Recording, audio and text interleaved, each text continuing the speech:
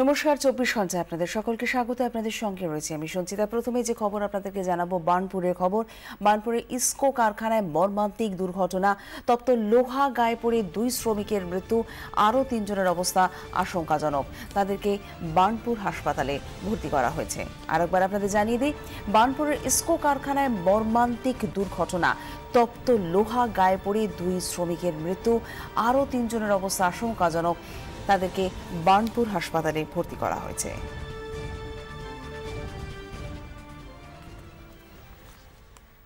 ক্যানিং এর খবর জানাবো আপনাদের। ক্যানিং এর দাঁড়িয়ায় মহিলাকে পিটিয়ে খুনের অভিযোগ। কাঠগড়ায় মহিলার স্বামী বিবাহ বহির্ভূত সম্পর্কের জেরে খুন বলে অভিযোগ। আমাদের সঙ্গে এই মুহূর্তে টেলিফোন লাইনে রয়েছেন আমাদের প্রতিনিধি অভিজ্ঞান নস্কর। অভিজ্ঞান, কি জানা যাচ্ছে আর বিষয়ে? যেটা জানা যাচ্ছে, মূলত ক্যানিং এর দাঁড়িয়ে এলাকার রাখি নস্কর নামে গৃহবধূ, তাকে পিটিয়ে তাকে খুন করা হয়েছে বলে অভিযোগ তোলা হয়েছে। মূলত সঞ্জীব নস্কর, তার স্বামী এবং তার শ্বশুরবাড়ির লোকজনের বিরুদ্ধে অভিযোগটা তোলা হয়েছে এবং ইতিমধ্যে গোটা বিষয়টা নিয়ে কিন্তু ক্যানিং থানায় সুবিচারের আশায় দ্বারস্থ হয়েছে মৃতের গৃহবধূর পরিবার এবং তদন্ত ইতিমধ্যেই শুরু হয়েছে।